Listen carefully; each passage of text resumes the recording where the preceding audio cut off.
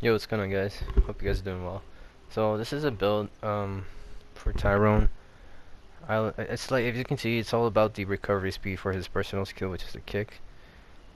And this is the build I like to use. Now there's some things that can vary here if you want, but the main idea is really just kicking, kind of like a Samuel does his dash, that frequently. So there's you can do this with his neo powerful kick that he kills with one shot. You can do his with the medium kick that has the opening door abilities there. And you can also do it with the best one, I would say, is when you use it with the first variant, which is the rapid cooldown, which is 9 seconds only. When you stack all of these together for recovery, those 9 seconds, I think it becomes probably 4 seconds or so, which is quite crazy. And you can literally kick the zombie as fast as he gets up, which is really funny actually, because he can't really. I don't think he can even attack you maybe, because like he gets up and you can easily kick him again, and by the time he gets up again, the power has already recharged. So you can see we're playing a net here. Now, as far as the other abilities, it's really up to you. Like in this case, this match I'm using the ability where he recovers health when he's below the fine condition. He recovers health by himself with time. You could also use the one to revive your teammates faster. So that's really up to you. Now, like I said, as far as the kick, it really just depends on what you're trying to do. If you're trying to just like more like stun the creatures, because now he has another ability where you can get a guaranteed critical hit on the zombies that get down,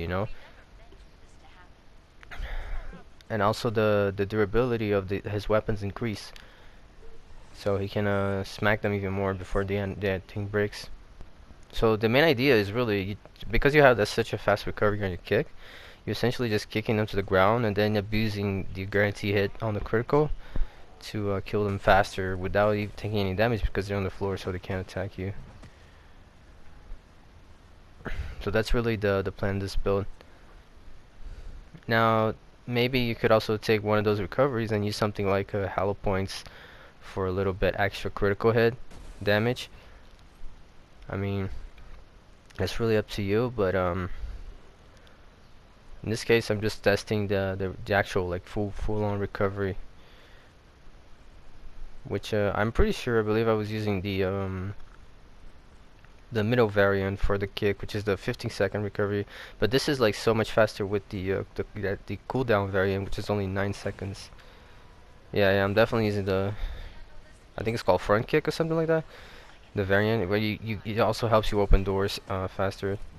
So as you can see, like 3, 4, 5, it's like 6 seconds, and the power is already recovered. So it's pretty much like a Samuel dash. So it's kind of crazy considering you can actually down him on the floor and everything, and they're kind of incapacitated for a while.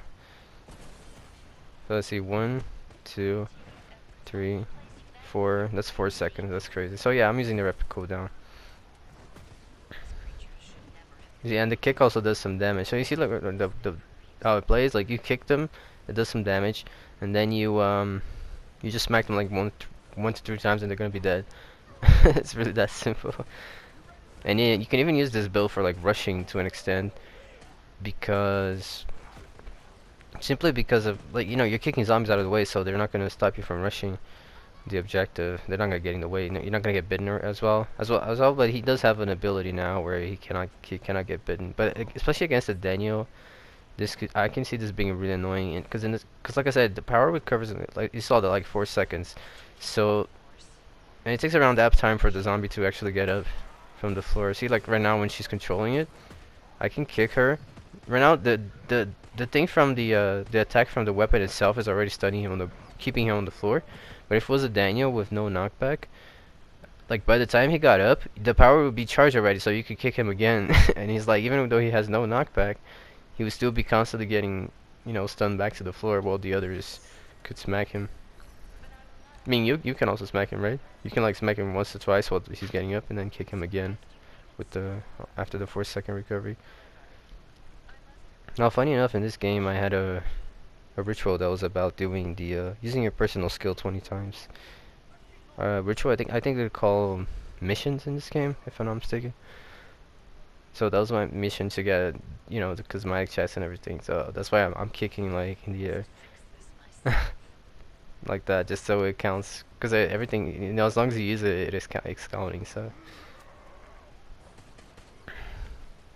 Now this team, I believe I was playing by myself. I don't think I was in a squad. Yeah, from the names, I really doubt we were in a squad.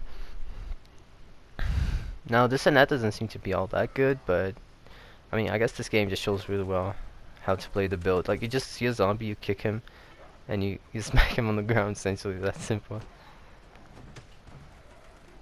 You see like that, if you can tell there, you also don't have to. Oh, just one detail you can do as well. If you if you hit him in the head, is the damage is higher with the weapon, right?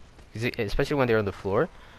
Oh, you see as well the liquor there. The liquor counts as a hitting on the ground, so it will also give you a critical whenever you hit the liquor. You see, like right now, you see you can kind of aim on his head if you're, because he's down. He's kind of in a fixed position, so if you move your body a little bit and angle it right, you can get the melee hit on his head, which increases the damage even more. It's so funny like doing this because the zombies can like barely do anything. It's pretty funny.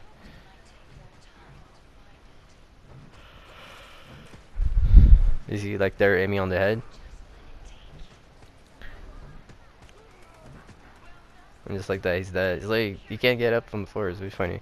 Now this is another like a funny thing about this build and quite useful is that you can kick the bio weapons as well alive with this because it recovers in 4 seconds. Just can imagine like constantly every 4 seconds you're stunning the bio weapon.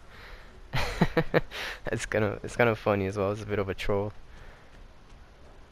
Like you see, my power's already ready again. I can kick him again if I want to. This will work probably even better with Nemesis and Mr. X because they have a bigger stun from Tyrone's kick than Birking does. So here, unfortunately, the dog grabbed me. So and Birking attacked me while it was, you know, during the grab animation. So here, I don't have like I said, I'm using the ability where he recovers health by himself. So I don't have the ability to get myself up with second wind. You see, but he will recover his health by himself, which is I think is actually a very good variant because you essentially don't need green ubs the entire game if you can, you know, not get hit as much. You see, even now that he's hitting me, my health is still recovering. So see, I'm not dead yet, and I'll still recover more of my health during all of this. You just need to like hold on for a bit and not get hit, and your health will just like keep increasing until the fine state. The fine state is the green one. You see, even fights infection damage a little bit, because the infection takes my health, but then I just recover anyway. You see, like that, you kick it and then you smash it.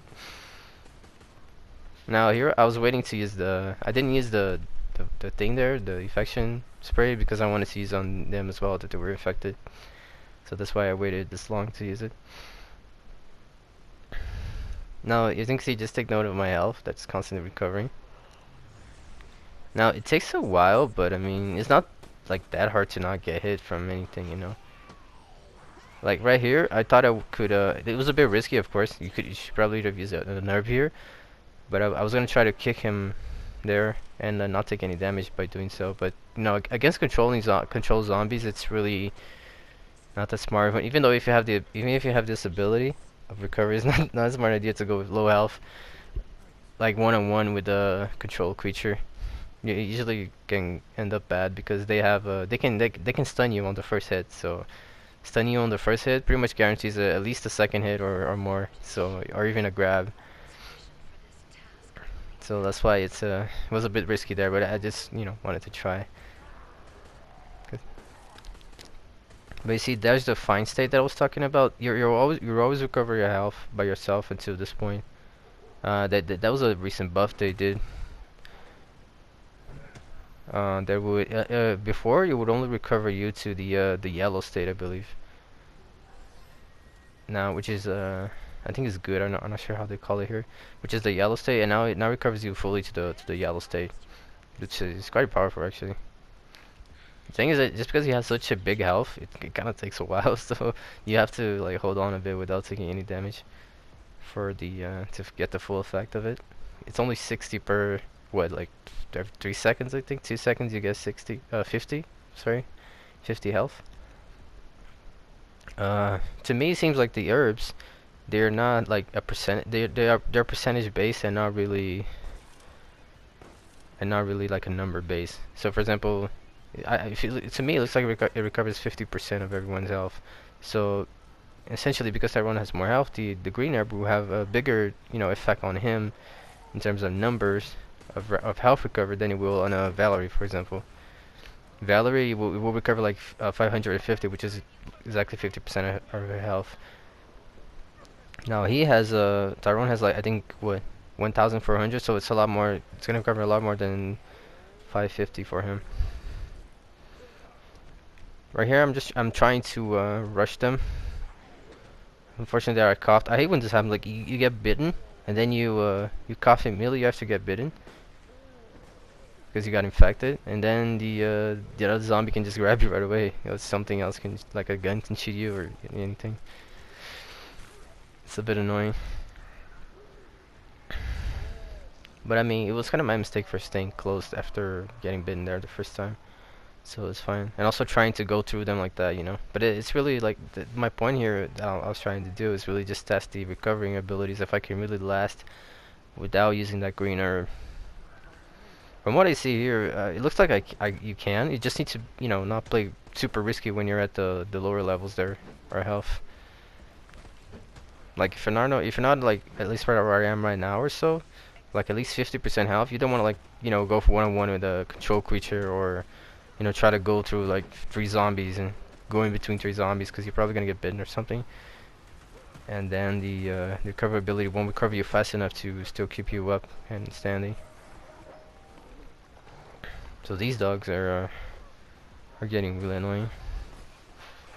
I'm here just trying to like kick them and secure the crowd, so to speak, for my teammates as well as for me.